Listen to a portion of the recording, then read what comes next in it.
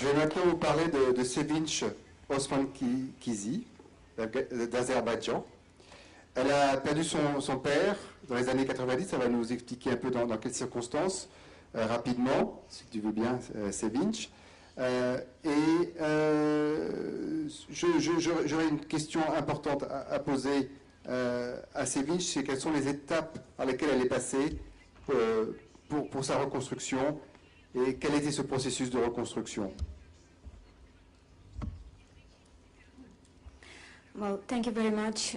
First of all, I would like to thank you for having us here. We're a completely new organization.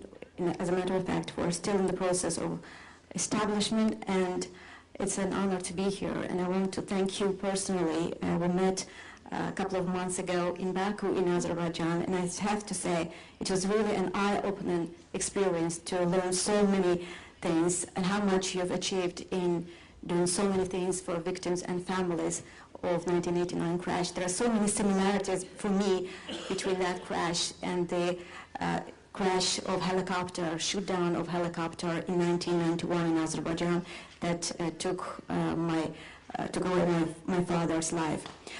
My father was press spokesman of President of Azerbaijan, and that day he was flying together with other officials of and peace mediators from Russia and Kazakhstan to Azerbaijan's region called Nagorno-Karabakh, when their helicopter was shot down and everyone in that helicopter, including my father, was killed.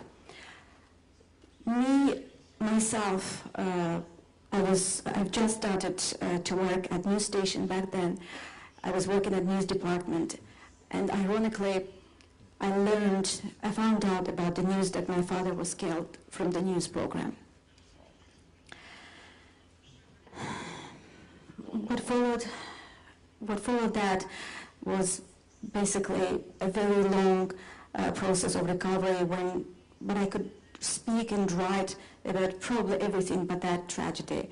And it took me years to understand that probably there is no better journalist who can do something about that event, and that's when I started doing a documentary, an investigation that found out a number of interesting facts, and one of them was that peace mission was actually killed only 4 days before the peace agreement was about to be signed between Azerbaijan and Armenia. This is only one of the facts that we were able to find out. But of course, it was my personal story too. It was about my father. It was a daughter's investigation of the events. And I find this as a relief, probably a very small, very minor relief, that I was able to do something for my father and for all the victims that were killed in 1991 in Nagorno-Karabakh. Vous êtes une journaliste reconnue sur le plan international, avec une expérience dans plusieurs pays. Est-ce que justement cette expérience internationale pourrait aider les victimes du terrorisme en Azerbaïdjan?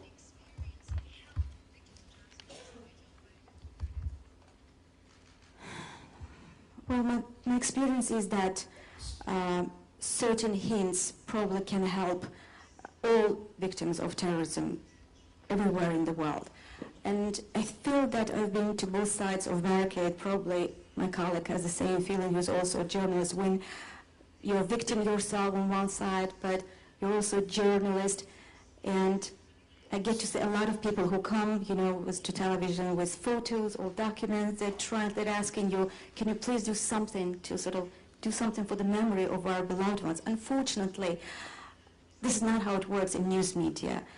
And it's probably useful for everyone to know that a couple of things. First of all, there is something that we can help as victims of terror ourselves to help the journalists to find the story, to see the story, because the role of media cannot be overestimated. And media can kill the potentially good story before its ignorance or misjudgment.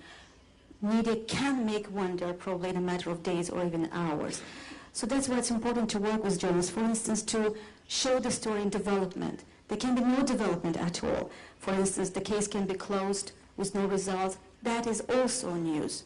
Or always beware of commemoration, always be aware of anniversaries, of dates. For instance, I did a story for CNN about the journalist that was killed 18 years ago, and you would say journalists get killed nowadays too, why to run a story about someone, an event that happened 18 years ago? The answer is simple, because what would have been 50th year anniversary was coming up. So here we go. There's an angle to remember the person, but also to tell the story, to tell the events that took that person's life. So I think victims of terror should be aware of that and help journalists. The other thing is that I find that victims of terror sometimes are ashamed of their emotions. I also was ashamed of my emotions, and this is wrong. Media likes emotions, media likes passion, and this passion is natural, it comes from our hearts. And we're not here to pretend to be objective. We never will be objective, and we shouldn't be objective. We lost our loved ones. So let the world know this, and let our personal stories stop the world or stop the further killings of people. So, and the other thing is that take every opportunity to tell the story. There is no good venue or bad venue. Every venue is good when you use it to tell the story.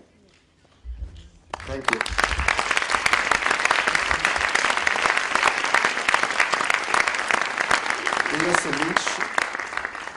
Cher Sevinj, comment voyez-vous les activités comment voyez-vous les activités futures de l'association des victimes du terrorisme en Azerbaïdjan, qui vient juste d'être créée? Quels sont vos prochains objectifs? Well, I'm a learner here. I'm new. I'm learning from you. I'm learning from you. I'm learning definitely from you. And I think I will be, of course, I think the most immediate things we should be doing is to get the status of victims recognized, to think about what we can do for the memories of the victims. Enough being ashamed to come out and tell your story, tell people know what happened, what we feel about this. And I think I will be a happy person if I get things done, if I do what probably you did, half of what you did, but next year when we come here. Hopefully, I'm hoping. Thank you. Merci beaucoup. Thank you. On peut applaudir tout ce panel. Nous allons